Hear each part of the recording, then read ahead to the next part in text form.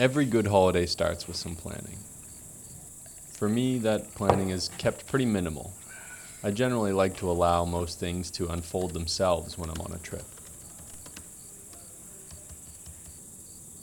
For you, that might mean having each day meticulously mapped out so you can squeeze the most sights and fun things in as time is going to allow. There's certainly no right or wrong way to go about this, but the main problem today is that instead of a Lonely Planet guidebook to casually look through for ideas, it's an endless stream of content on every place, of people doing every activity, eating at every restaurant. Someone's already had the perfect holiday at your destination. You play games? Yeah, I'll give you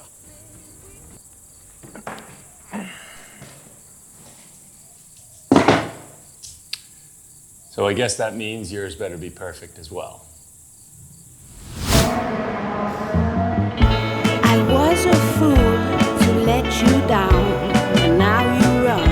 I've never really liked planning for the same reason I really don't like movie trailers. I don't want to know what's going to happen. I just want to see the movie and find out for myself. And when that movie starts rolling, there's one way I can tell pretty quickly how much I'm going to actually enjoy the film or not. And that one thing is if it starts with a bang.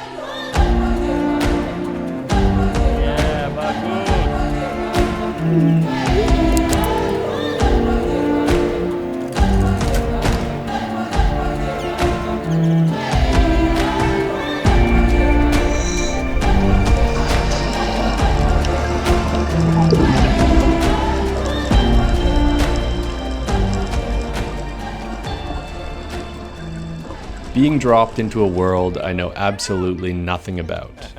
Who are these people? What does this thing do? Why are they doing this? There's a deep satisfaction in mystery. It's a signal for my brain to instantly forget about everything else, to be present. Or, as some people might say, switch into holiday mode.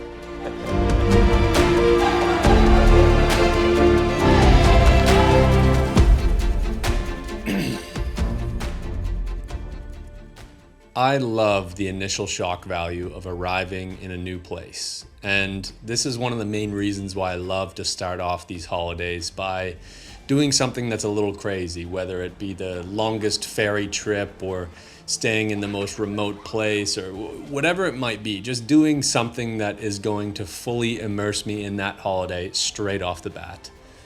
It's also why I tend to not be much of a movie trailer guy, or in this case, definitely much of a researching guy. Because once you've seen a bunch of videos and read a bunch of blogs on the places you're going to be going, I find that just naturally as human beings, we tend to set these expectations in our head of the kind of foods we might be eating, or the people we're going to meet, or whatever sights we are expecting to see. Especially for someone like me who intends on capturing beautiful scenery and telling stories through video for a living, whenever I watch all of these incredibly made videos on the places I'm going, whether it be YouTube, Instagram, or whatever, I tend to set my expectations so astronomically high on the shots I need to capture that it gets in the way of me really enjoying and creating the things that mean something to me.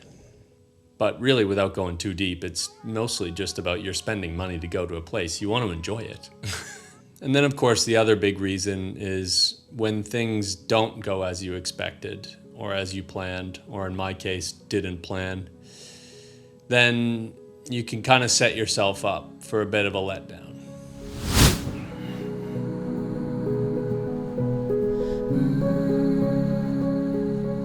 Our second adventure on the most perfect holiday in the world, we decided we were going to head from the beautiful island of Bunaken and travel a whopping 10 hours by land to a small city in North Sulawesi called Gorontalo. This van trip was hot, and I mean really fucking hot. I had a super high fever, there was no AC, and our two front seat companions smoked more cigarettes than the entire Japanese army did during World War II.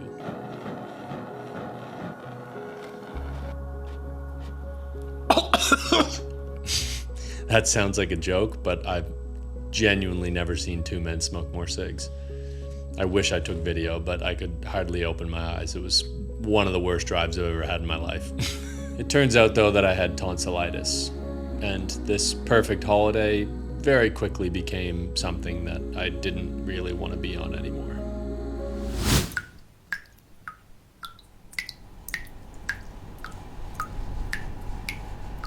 Struggling to think, hurts horrendously to swallow. For 2 days, I just sat in this room, staring up at the ceiling, angry at the world for getting sick on this trip. The whole point of us actually making this super long journey down to Gorontalo was we both dive, and we had heard that there were groups of whale sharks that you could actually dive with off the coast. But obviously, I wasn't really in the best state to be getting back under the water. But, the perfect holiday and stuff. You gotta do what you gotta do. So naturally, we booked 2 dives with the last available dive center, and off we went. Do you just feel like there is no air left to breathe? Do you just wanna to be left outside the grid? It's all for sure, I didn't know. I wonder what it meant to be. If I let go and let it flow, I think there's more to see. I just need a break. I'll take what you take. I just need to break. Okay, all right. We saw whale sharks. Woo! But sadly, not really. We ended up actually speaking to some locals after we booked our dives, and as I said, this was the only dive center available. And we were asking, how often do you guys see the whale sharks? And his response, keyword here, oh no, it's guaranteed. And anyone who knows anything about the ocean, you understand that seeing marine life is never a guarantee. Someone just jumped in our pool. If anyone in any country guarantees you to see, especially a endangered marine mammal, but really just any animal in general, it normally means that maybe the business practices aren't as good as you thought they were. Long story short, it turns out these guys were getting fed a lot. Boats lining up with locals while some guy sat in an inner tube and threw shrimp into the mouth of these majestic creatures. You might think, oh, it's not that bad, but look, I'm not going to spend this whole video giving you a lecture, but food plus humans plus endangered marine species, or just in general any ocean creature is not good. Needless to say, the diving was really not that good. It was pretty bad, unsafe. I won't mention the dive center's name, but here I was, having wasted almost half my holiday with being sick, not having nearly the quantity or the quality of footage I was looking for, and so it was time for a reminder of who this holiday was actually for.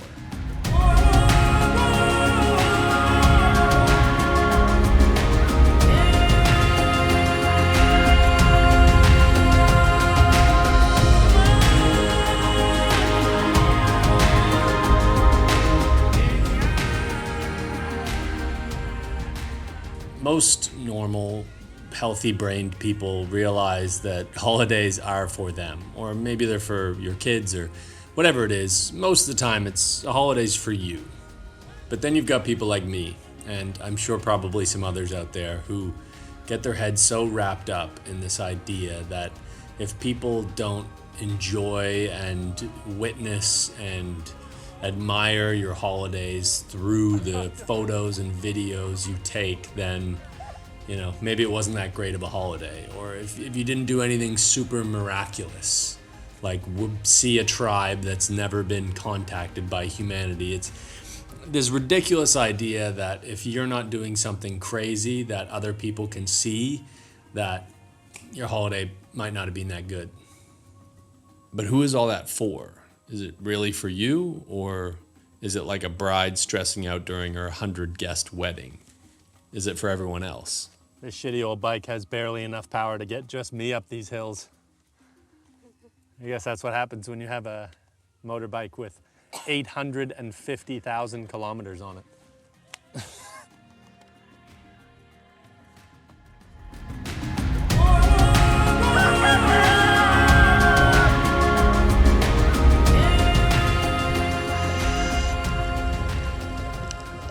Most of my favorite memories from all of my trips are the most normal moments or interactions, like eating fried bananas with local aunties or Together, whether it be in the mountain or under the sea.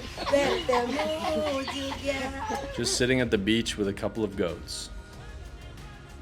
It's obviously super irrational, and I don't think it's a problem for most people, but sometimes I just need to remind myself. Really what this holiday's taught me is that there isn't really such thing as the perfect holiday. Duh. But also, if you want to get as close as possible, then the best way is just to take it for what it is. The not so perfect holiday.